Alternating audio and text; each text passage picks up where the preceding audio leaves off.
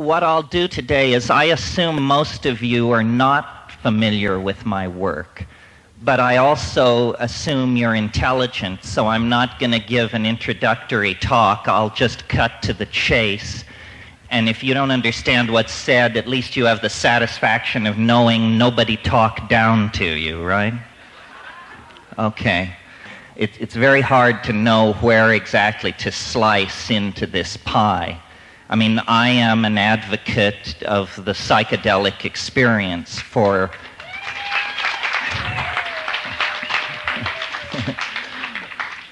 personal growth work, for shamanic exploration, as an enzyme for the imagination, as a force that forces us to grow up and to clean up. However, what I want to talk to you today about, because this is a pagan community, and because I think the argument, if it's not understood here, won't be understood anywhere, is I want to talk about the social impact of psychedelic plants on human consciousness, both in the present and in the remote past. Because my approach to psychedelics is not to see it as a religious freedom issue or a personal self-exploration issue. That's all there.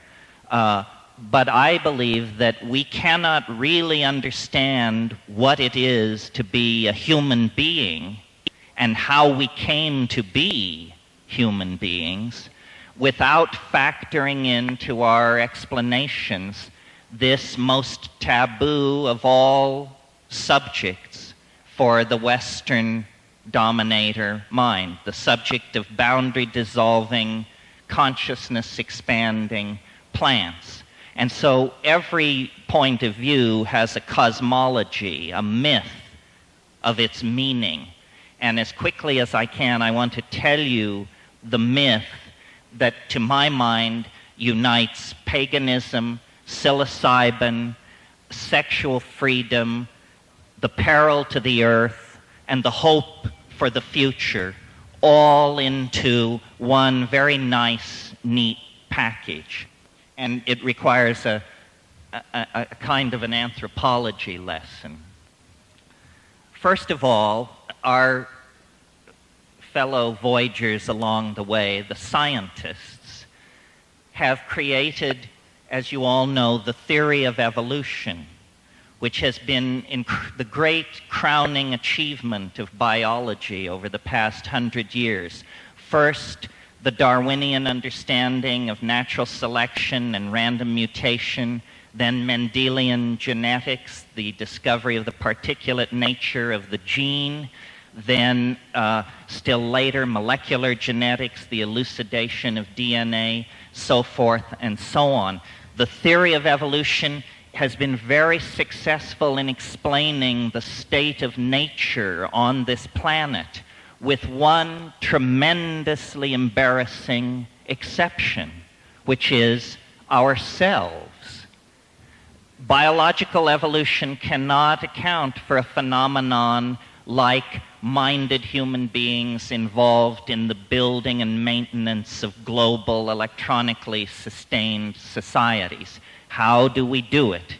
Well, we do it because we have a vastly superior cerebral architecture to any other organism in nature. And the interesting thing about that architecture is that it sprang into being in the blink of an eye, geologically speaking. The human brain size doubled in less than 2 million years. This is the most dramatic expansion in the size of a major organ of a higher animal in the entire fossil record. It would be, under any circumstances, an embarrassment to the theory of evolution. But notice that the theory of evolution was generated by the very organ we're discussing. So it is doubly embarrassing. Now, obviously, we are the inheritors of extraordinary circumstances. Higher animals have existed on this planet for 200 million years in all kinds of forms. Reptilian life, amphibian life, avian life, mammalian life, and never, so far as the geological history of the planet can tell us, never did machine-building, language-using, technology-producing societies arise. Some extraordinary interaction in our early history is responsible for our circumstance as language-using, technology-producing creatures. Okay, end of introduction. Here's the scenario, and I hope it has special resonance for this community. All animal species tend to evolve into an ecological niche and stabilize themselves there. Ants and termites have been at equilibrium for hundreds of millions of years. Our remote ancestors also were on a direct course toward that kind of dynamic equilibrium.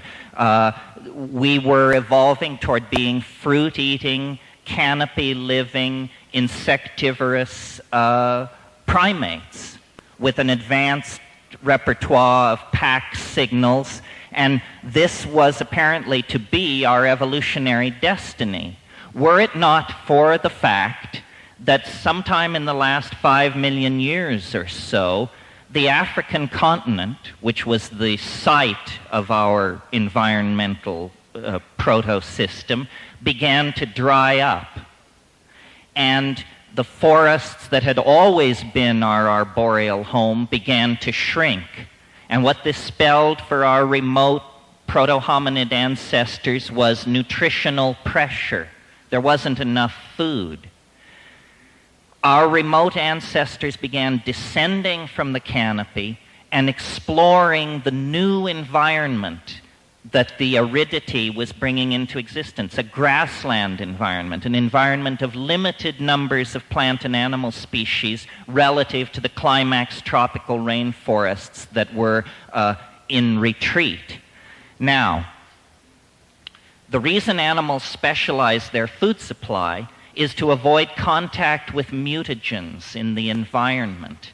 If you begin experimenting with foods and begin eating everything, you will produce more children with mutations. Some of these mutations will be positive, most will be lethal.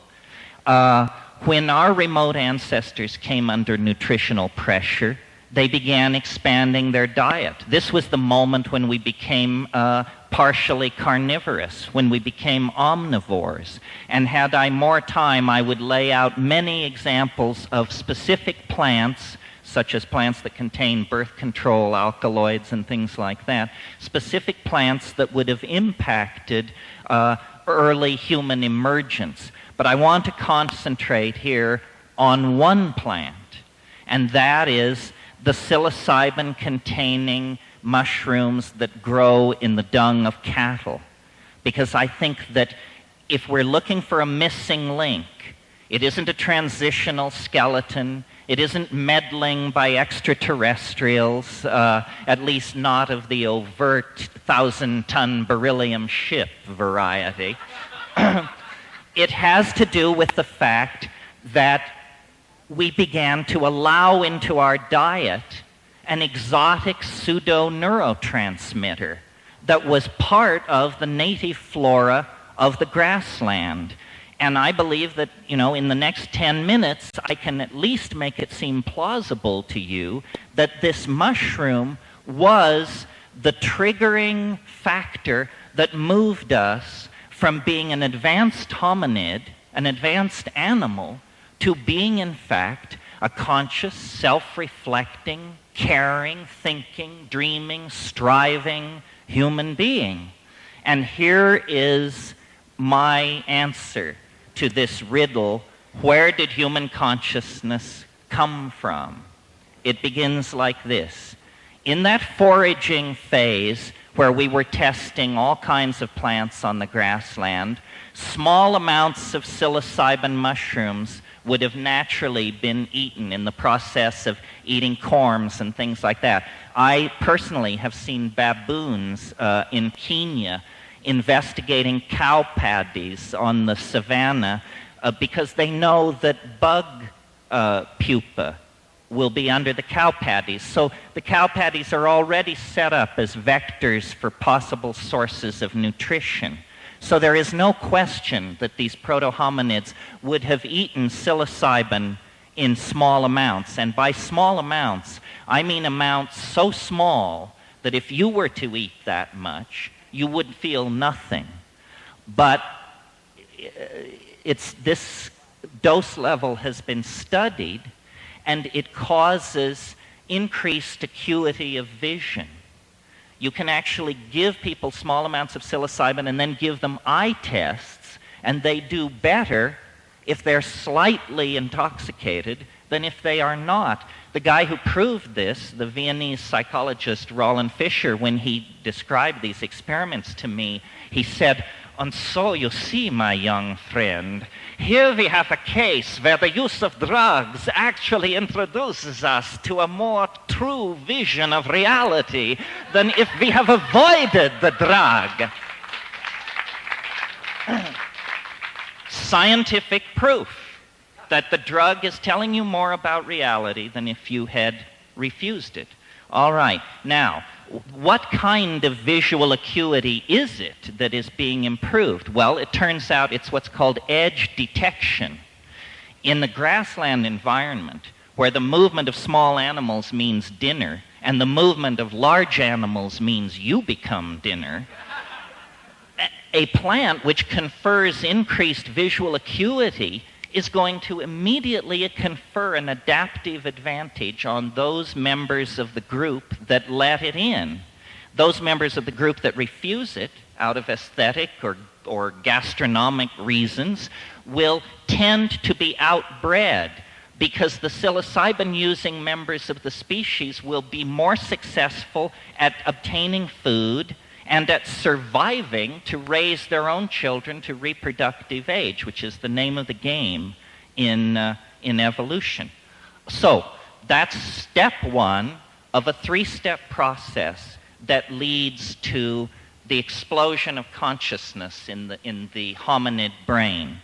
Step two, which should have special appeal for this crowd, is that when you take slightly larger doses of psilocybin, not religiously profound doses, but doses which you definitely feel, psilocybin is what's called a CNS stimulant, a central nervous system stimulant. What it causes in animals is what neurophysiologists call arousal.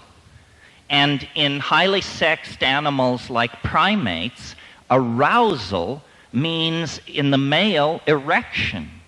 So an animal then which is allowing what is essentially a sexual stimulant or an aphrodisiac to enter into the diet, there will be more instances of what anthropologists call successful copulations.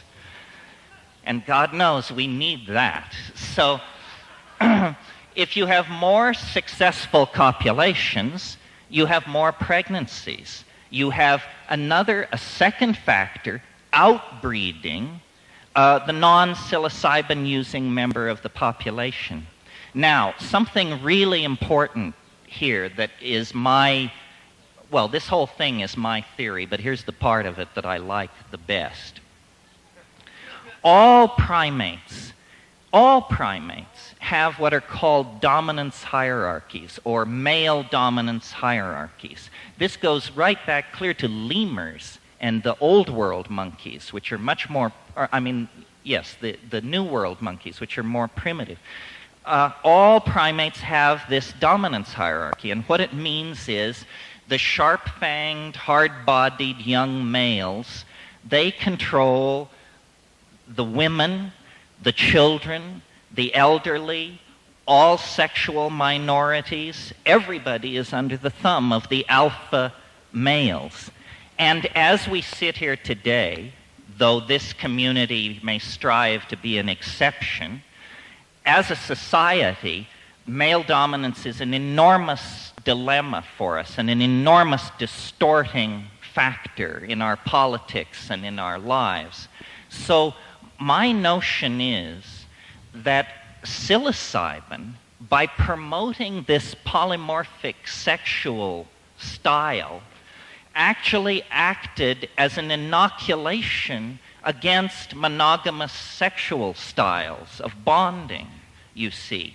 And it isn't that the monogamous style, the dominator style, disappeared. It was simply medicated out of existence. For perhaps 100,000 years, it was medicated out of existence. Now, and what it promoted, this arousal, this psilocybin taking around the African campfires by these primitive nomadic pastoralists, what the social change that came with it was an orgiastic sexual style, a style where everybody would get loaded around the campfire and then hump in an enormous writhing heap. Now, yes, now, besides the fact that this is a great deal of fun, it has a very, very profound social effect, which is, in societies which allow orgy, men cannot trace lines of male paternity. Men cannot trace lines of male paternity. What does this mean? It means that men do not identify with children as property. It means that the men of that kind of a social group can only think in terms of our children. We, the group, our children. And it creates an immensely cohesive social glue that I believe held these societies together for millennia. And I believe that during this period of pharmacological suppression of male dominance, we became human beings. Theater, poetry, magic, art, altruism, dance, symbolic and cognitive activity of every sort was born in that window of opportunity when there was simultaneously a chemical suppression of male dominance and consequently an opening to Gaian intentionality, to the intent of the larger biological systems in which the human system was embedded. And a kind of paradise came into existence. There were actually two phases. One from about 40 to 30,000 years ago in the interglacial. And in that early phase, human beings, cattle, and mushrooms were sort of all swirling together there on the African grassland in contact, but not yet a coherent triad. The second partnership paradise arose at the last glaciation, at the melt, during the last glacial melt, and lasted from about 20,000 years ago to perhaps as much as recently as 10,000 years ago. And it was in that later phase that the Magdalenian explosion occurred and the social forms were put in place that Hellenistic paganism was looking back at with a nostalgic and barely cognizable memory. There was an old memory of a kind of paganism that was old 5,000 years before Eleusis laid its cornerstone. I wrote a book called The Archaic Revival, in which I tried to say that the entire cultural impulse of the 20th century beginning with Freud and Jung discovering the unconscious, beginning with Picasso dragging back primitive West African masks to Paris and inserting them into his paintings, Dada, pataphysics, jazz, abstract expressionism, even phenomena like National Socialism. All of these various impulses in the 20th century, some positive, some negative, all have a common theme: archaism. Archaism, a nostalgia for a state before history. And as this tendency, this nostalgia, has been sorted out over the last 100 years by generations of scholars, beginning with, Freud and Jung and Blavatsky and Crowley, and then coming up through all the folklorists and deconstructionists. As this thing has been teased apart, it has become clearer and clearer that the paradigmatic figure in any archetypal revival is the maker of magic, the shaman, the wizard, the seeress, the person who is in control with invisible forces. And as I have lived my life and explored these things for a long time, I've come to the conclusion that the shaman, without the hallucinogenic plants, is well on the way to becoming priest or priestess, well on the way to being downloaded into a fixed canon, a moral vision, a societal religious structure, which is not what shamanism is about. It's about Discordian ecstasy. It's about the felt presence of immediate experience in the absence of theory. That's what it's about. So and then I want to go back to our little process. We've now covered step one: better vision through mushroom taking leads to better diets and healthier children. Bigger doses lead to an end to monogamy, a dissolution of pair bonding, and a replacement of monogamous anxiety with polymorphic amorousness, or whatever you want to call it. Then, that's only the second step. The third step is when you double the polyamorous dose, and now hunting is out of the question, and even fucking is out of the question, because you are nailed to the ground somewhere off at the edge of the firelight, wrestling with a mystery so profound, so bizarre, that even as we sit here with Husserl and Heidegger and Heisenberg and all these clowns under our belts, it is still absolutely mysterious, appalling, challenging, boundary dissolving, and unavoidably ecstatic. It is the living mystery. And I don't know how many of them there are in the world, but for my money, there only has to be one to rescue the entire concept from, the dirty claws of the reductionists, the materialists, the Christers, the nothing butters, the merely this and the simply thaters.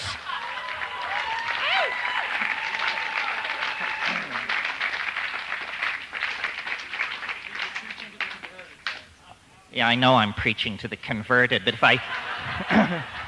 if I preached to the unconverted, I'd be hung from the yardarm. So, you may say to yourself, well, this is all very interesting. This guy has some kind of anthropologically revisionist theory, and, that's all well and good. In other words, so what? What does it have to do with us? Well, what it has to do with us is we are in a state of enormous dysfunctional anxiety as a result of the fall into history, which has caused us to have to compromise our sensuality, our connection to the Gaian goddess, our polymorphic sexuality. All of these things have been poured into a new set of social institutions that derive essentially from the invention of agriculture, which is where I think the shit hit the fan. I mean, I'm fairly radical on that. I think that agriculture is the end, because it's incredibly successful as a strategy for food production. Well, what does that mean? It means you can't be nomads anymore. Oh no, you have to build a stone tower to put the grain in. And you have to make sure you can haul large rocks up on top of your tower to drop on people whose grain crop wasn't as big as yours was. We see this at Jericho. The most advanced building in the world of 10,000 BC was the grain tower at Jericho. And it was defensive, and it bespeaks, the primal paranoia. Once people stopped moving across the land, once they violated it with the blade of the plow, then you get sedentary populations. The division between the profane world of the city and the wilderness outside. That's the moment when the division between the unconscious and the conscious mind comes into play. And an entire set of institutions arise then. Male kingship, standing armies, role specialization, slavery, women as chattel, so forth and so on. I mean, we are the unhappy inheritors of this hideous plunge into dysfunctionality. Now, why is it such a hideous plunge into dysfunctionality to live without psilocybin or close relatives thereof? The answer is that this thing, which to now I've described as male dominance and a tendency to form dominance hierarchies, we can describe another way and bring much closer to home by saying it is the ego. The ego is a late arriving, very tenuous, highly uncertain of itself, social structure that has taken root in the human psyche like a tumor, like a growth of some sort. It is the leftover of this primate dominance complex. And the way it manifests itself is by the establishment of boundaries. First of all, this is my body. Do not touch it. Second of all, these are my weapons and agricultural tools. Do not touch them. This is my woman. These are my children. I hunt there. So forth and so on.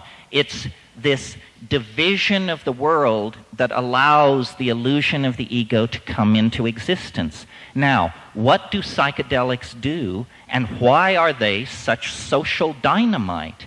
The answer is, it's not a health issue. It's not an addiction issue. It's not, that's preposterous. It's about boundary dissolution. Every society, from the classic Maya to Fujiwara, Japan, to the France of the Bourbons, every society establishes a set of boundaries, which it then calls reality, and woe betide you if you go across the boundary, because then you are outcast, outclassed, outlandish, and the full fury of the community can be turned against you, and we all know what that can mean as pagans. So I believe that the ego is a dysfunctional psychic invader, and that it will continue to strengthen and perpetuate itself as long as we do not institute, either as groups or within our relationships or as individuals, a regular ritual encounter with the forces which dissolve these boundaries. And the only force I know that works are these plants. And as I say, I'm not interested in arguing whether there are other methods or not. God, I would hope so. But anything I ever looked into, and I shopped the spiritual supermarket from stem to stern, was horse shit as far as I could see. Now, I am not a sensitive. Let me say that. People say, well, but what about Ramana Maharshi and what about Jakob Burma? And hey, it's great for those folks. I applaud arhats and avatars and so forth and so on. But what I'm interested in is democratic ecstasis. It should be for the most lumpen among us.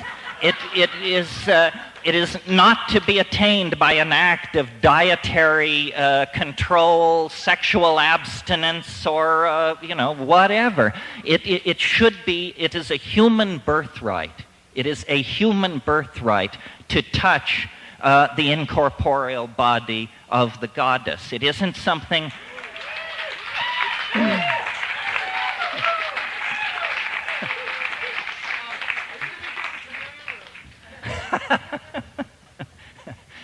So, well, let's see, where can we go from here? I say all this, if you're interested, I say it better than I'm saying it here, in my book, Food of the Gods, which was not written for you people. It's an argument for people who do not know a great deal about drugs, may never have taken drugs, but through some miracle have managed to maintain an open mind.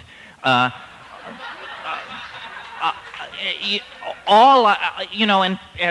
I don't know how much you know about my shtick, and I can't get into it now, but for me, these things are more than tools for exploring the Freudian or Jungian unconscious. I mean, I journey to inhabited worlds that there are echoes in Elfland and Fae, but, as a rationalist, as a aspiring astronautical engineer at age 13, it's astonishing to me that I could validate the mystery through doubt.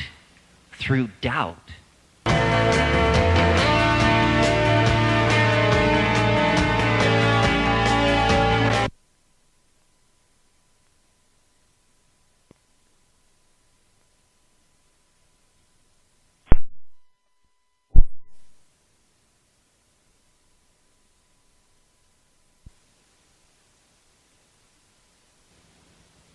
The truth does not require your belief. The truth is real.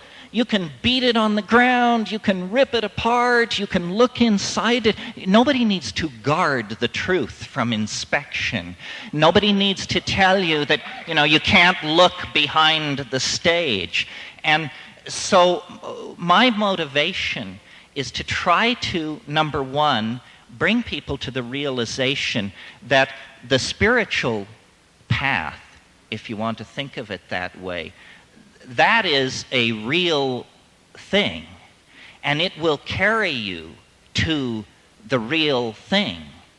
All spiritual disciplines that I know, except for psychedelics, put a great deal of emphasis on putting the pedal to the metal. Push, push, push, meditate, make offerings, do mantrayana, do pranayama, do puja, push, push, push.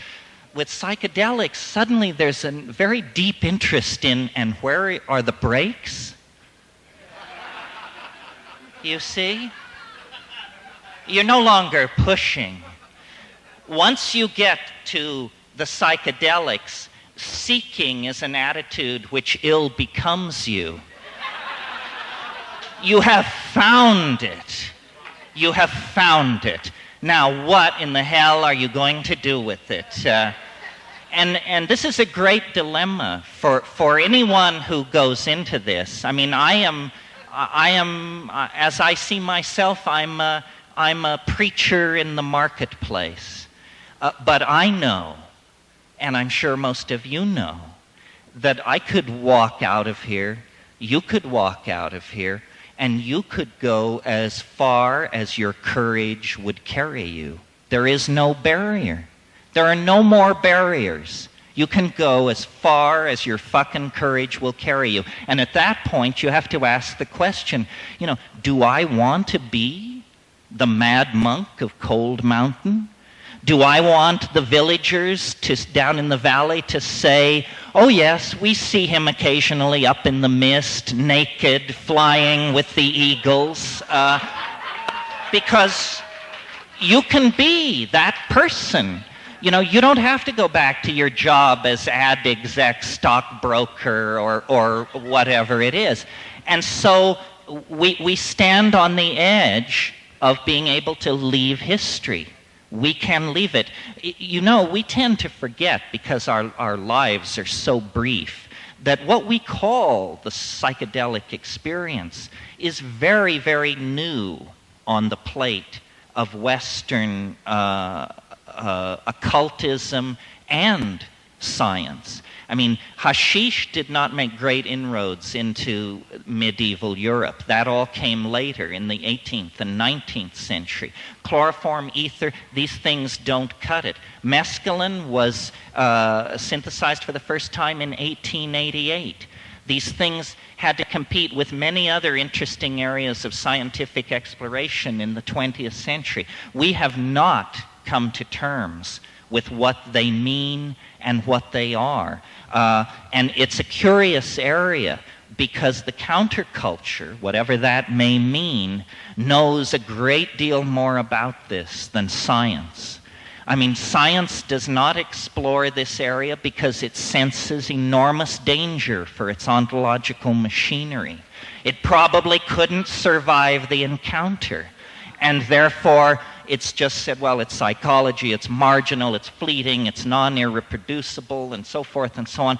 This is all nonsense. You can, by unplugging the telephone, by fasting for 6 hours, and by taking 5 dried grams of Stropharia cubensis in silent darkness, you can go up to the great simulacra of human explorers, Hypatia, Maria, Newton, Da Vinci. You can take that ride. I have the feeling that when we go into those psychedelic spaces, we not only see things no one has ever seen before, we see things no one will ever, ever see again.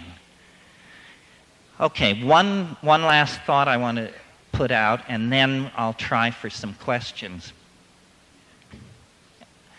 I have a sort of a rational mind, in that I like things to make sense. I don't mean experimental sense, but I mean if you can build a verbal metaphor to get from one thing to another, then you understand it much better. And so the magical dimension is real. It isn't psychological. It isn't based on the strength of will. It's as real as Mars in its orbit. I mean, there's real estate out there, folks. It's that real. And so then the question becomes how to vivify it. And the answer is by creating a consensus in language, by having it made illegal. It's like where sex was with the Victorians. Everybody was inventing the wheel over and over again. What we have to do is begin to build a consensus about this realm. And, this may be heresy in a community as oriented toward tradition as this one seems to be. And the generally pleasant position to take is that everybody has a piece of the action. The Hasids know something, the Buddhists know something, the Book of Mormon, there's something there. The mushroom was incredibly ungenerous on this point. It said nobody knows jack shit about what is going on.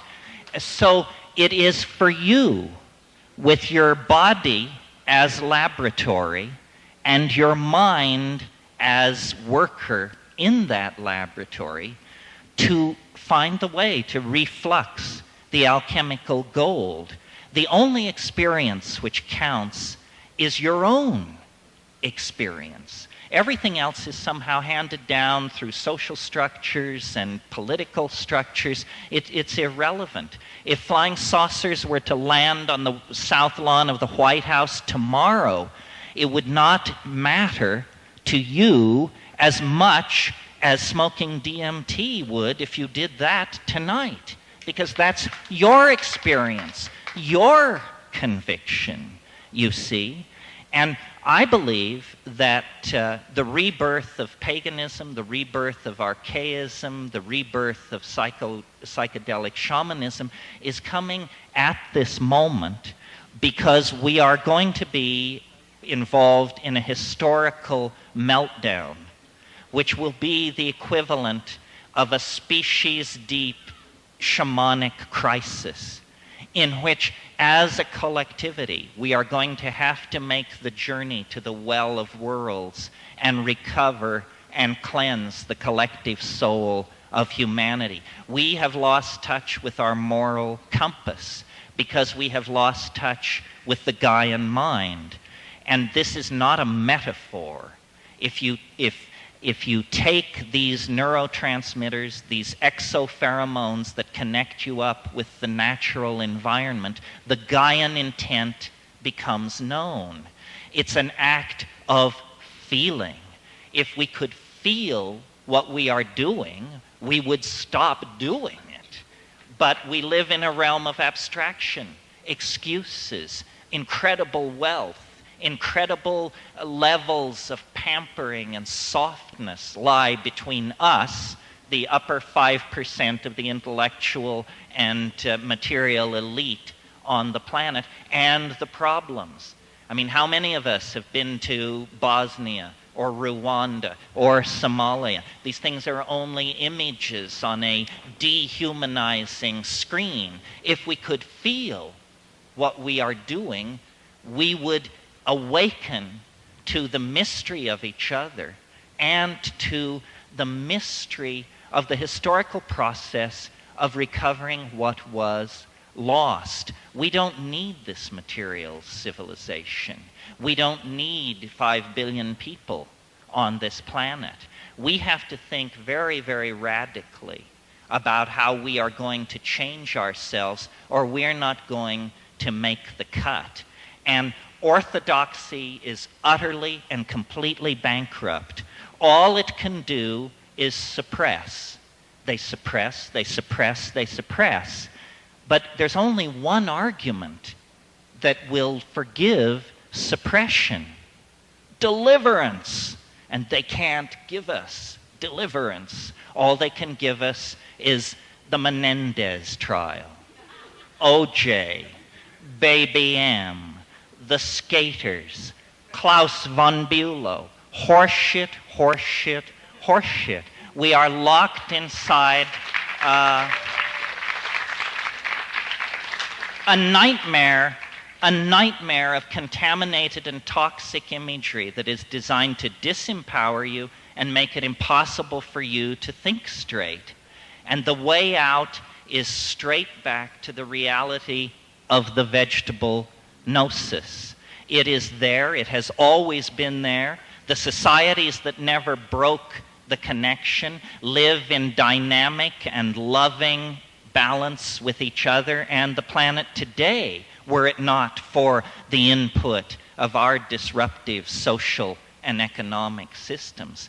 So I talk to all kinds of people who I see as part of my community. But it stretches from virtual reality to the radical gay movement, to the house movement, to the pagan movement, to the younger molecular pharmacologists, to the radical art historians and psychotherapists. All of these communities are fragmented and suspicious of each other. And this is precisely what orthodoxy enjoys. If all of these countercultural impulses could make common cause, we would probably discover that we're 65 to 70% of the population.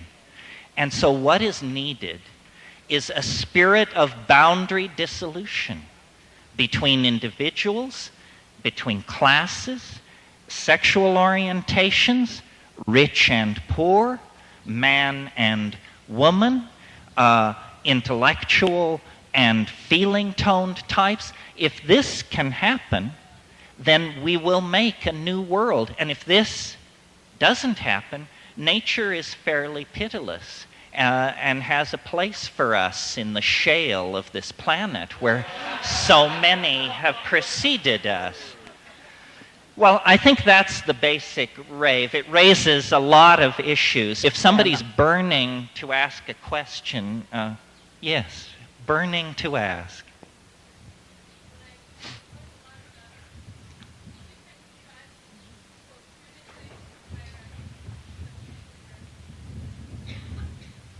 Well, I think that it's very hard to find pristine, quote, pseudo-Paleolithic or pseudo-Neolithic culture. Even the Amazon, where I've spent a lot of time, tribes that were nomadic at the time of contact are now agriculturalists, simply because missionary medicine has swollen Aboriginal populations to the point where they can't be nomads as they used to be. So you're right, there are some psychedelic using cultures that are pretty unappealing, although actually I can only think of one that I find politically very unappealing, and I don't want to knock them because I haven't lived with them, so I may be misled. But I think that it's not simply to take psychedelics, but it's also to decondition oneself to the notion of ego and all the concepts which constellate around that, such as place, property, ownership, and stability.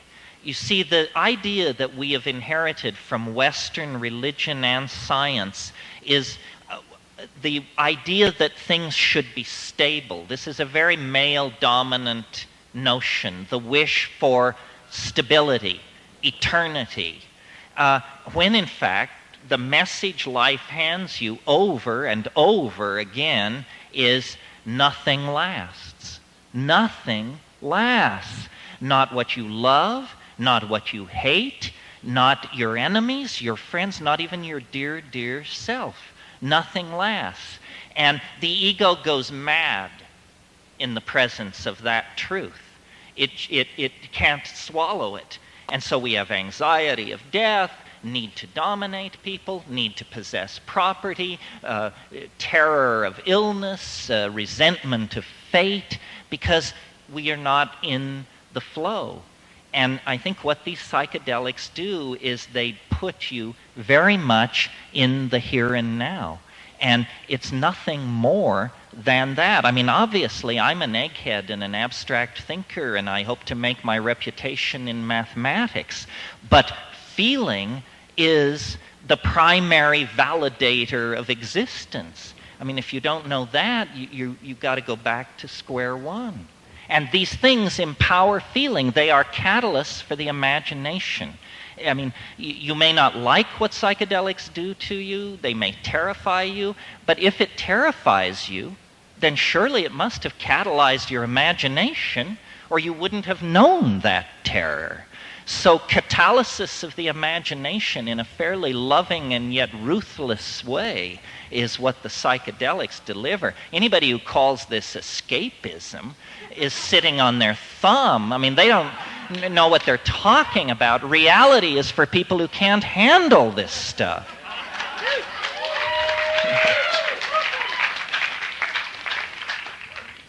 I do want to say one thing. It almost slipped my mind, and for those of you who have your hands up, I apologize, but I think this needs to be said, and I don't know how many of you know it, but this comes under the, this is a news flash, folks. We interrupt this program to bring you a special announcement.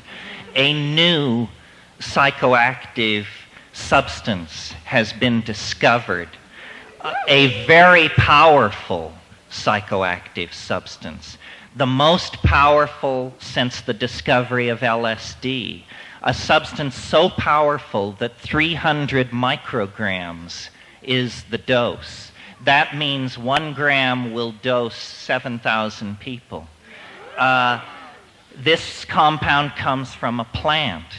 The plant is, and I hope you're paying attention, the plant is legal. The compound is legal. You can possess it. You can manufacture it. You can transport it across borders. You can give it away, you can sell it, and you can do it on stage. And it comes from a plant. And the plant is also available. And I want to tell you about this because okay. No shoving, no shoving. All right, not to keep you in suspense any longer, the plant is Salvia divinorum. Salvia divinorum, which some of you who are real mavens of this stuff know it.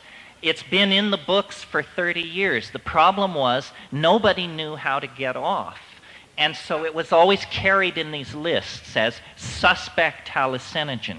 The thing is, any scientist confronted with a plant where somebody says it's a hallucinogen will test to see if it's an alkaloid. All hallucinogens, almost all, are alkaloids. So Salvia divinorum, negative for alkaloids. Doesn't matter. It has a new, unknown compound in it, now known, salvorine alpha. And the interesting thing about salvorine alpha is we have in this country what's called a structural near relatives or cogener law, which says if a compound is a structural near relative, isomer, enantiomer, or stereoisomer of an illegal compound, then it too can be made illegal. Salvia divinorum doesn't fit this description. That means that in order to make this stuff illegal, the government will have to present medical data showing there is something wrong with it. And at this stage, nobody on Earth knows the real pharmacological parameters of this compound. So here's the deal. You can grow this plant in a window box, in your apartment, in your backyard. It looks like Joe Plant. There is nothing particularly distinguishing about this plant. And if you have 3 or 4 cuttings, in 6 or 7 months you will have more than you know what to do with.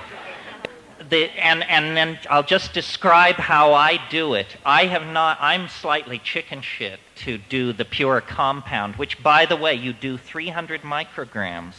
Understand that what that looks like is a grain of salt. A small grain of salt is a human effective dose. It comes on so fast that you have no impression of it coming on at all. You do it, and then after a while you notice that for a long time you have been staring at something incomprehensible. Well, here's how I recommend that you do it while we get the chemical thing sorted out, because the chemical, it could be dangerous. It would be very easy to overdose by a factor of 10, 20, 30, and you would still just be doing a smidgen. So I say, let's honor the plants. Let's not hand the government a bunch of casualties that it can cluck over and put on national TV, you know, the bibble, bibble, bibble show. Let's use the plant. And the way you do it is you grow up a batch of this stuff and get between 15 and 20 leaves. Remove the mid-vein with your fingernail just to lower the mass. Fold it all into a little pile. Put it in your mouth. And 20 leaves is a whopping mouthful. So basically, as much as you can get in your mouth, put it in your mouth, lie down in silent darkness, and squeeze this stuff with your jaws. Tastes like it's horrible. It's not as bad as ayahuasca, but it's horrible. But you could acquire a taste for it. So lie down in darkness where you can see a digital watch. One of these red flashing jobs like a Kmart deal.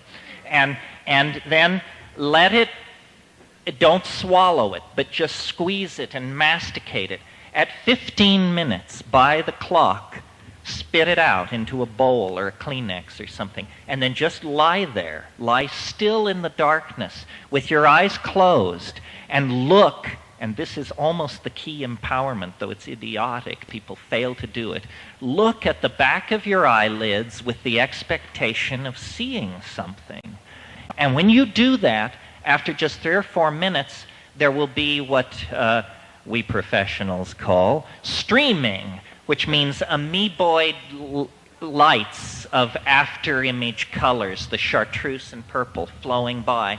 And about 3 minutes after that, it will deepen very, very quickly into extraordinarily bizarre, dare we say it, fairly DMT-like hallucinations. And it builds fast. I mean, so fast that there is this wonderful moment in it where you actually know real fear, which shows you that it's working. I mean, I really believe if you take a psychedelic and you're not afraid you did too much, you didn't do enough.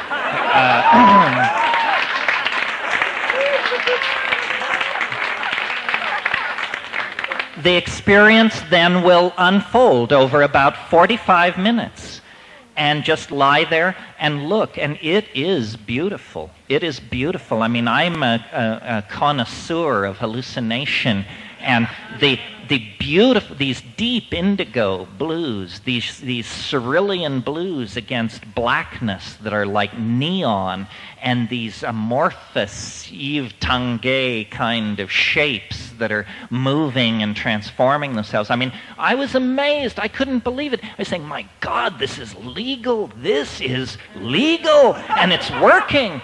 It's working. And I am the hardest of the hard heads. I mean, I know people say, you know, here's Tagetes lucidum, this will get you off, here's this, smoke this, knick-a-nick, this, something. No, it doesn't. It's not like that. These things are rare.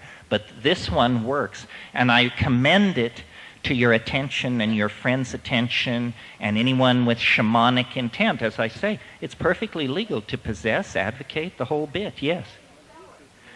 Salvia. It's in the genus Salvia. That's the mint family.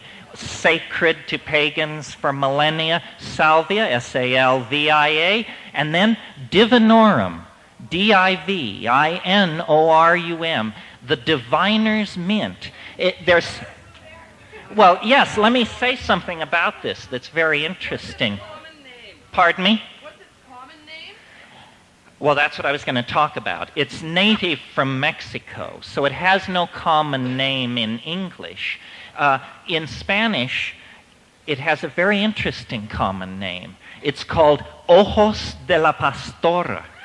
Now, the eyes of the shepherdess. What a strange name. Think about it for a moment. First of all, notice that in Christian iconography, there are no shepherdesses. Period. Not one. We got shepherds. You got your shepherds there, Christmas night. Shepherdess? No. So it's called Ojos de la Pastora. Well, then the anthropologist who studied this, Brett Blosser, to whom we all owe a great debt, hail Brett, naturally, these people are Tzotzil and Sotil. They're in the mountains of Oaxaca. And so he said to them, well, yes, Ojos de la Pastora, very interesting, but what do you call it in your language? What do you call it in Tzotzil? And they said, well, we have no name for it in our language. This is very, very interesting. And if any of you have any thoughts or want to work on this, it's inconceivable if these people had used this for centuries that they would not have a local Tzotzil name for it. So he said, why don't you have a name for it? And they said, because our grandfathers were the first to use it. And this, we do not know what to make of it, because Salvia divinorum is known only from this very indemnified locality in the Sierra Mazateca. Where did it come from? Has it always been there? But these Indians only discovered it 200 years ago. Did it come from somewhere else? And if so, where? Because it's never been located anywhere else on the planet. So this is a great puzzlement. And I think if we move fast enough, we psychedelicos, we pagans, we neuronauts, we magicians, if we move fast enough, this will just be moot. And this is a far more powerful thing than cannabis. I mean, not if you've never smoked cannabis and then you sit down and smoke the best aff there is. But as we all know, after a while, cannabis loses its ability to really catapult you into the unspeakable. The Salvia divinorum, every time I have taken it, it's gotten better and stronger and weirder. So I think it is sent from the goddess at this time. Eyes of the shepherdess, these are the eyes we should be looking through. Okay. I think several people at once asked, where do you get it? You must each have your own favorite rare plant dealer. I don't work for any rare plant dealer, and every time I mention one, thousands of dollars flow into their coffers, which leaves me feeling slightly weird. Nevertheless, of the jungle, P.O. Box 1801, Sebastopol, California. Somebody sitting next to you already knows this, so I'm not going to repeat it. That's the one. And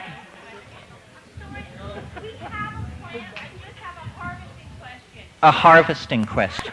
As herbalists, we always harvest when the vital whatevers are in the part of the plant that you would ingest. So normally, you're going for leaves, you harvest when leaves are in their strength. So once the purple flower spikes go on, do you wait until they die down to reharvest? Or do you indiscriminately harvest and just eat as you go? Well, we're learning. We're learning. And so far, we've been fairly careful to eat it just as it's approaching flowering. Right, but you do know, don't you, that it may look like an annual, but it's a perennial. You can clip it off above a node and it will grow more.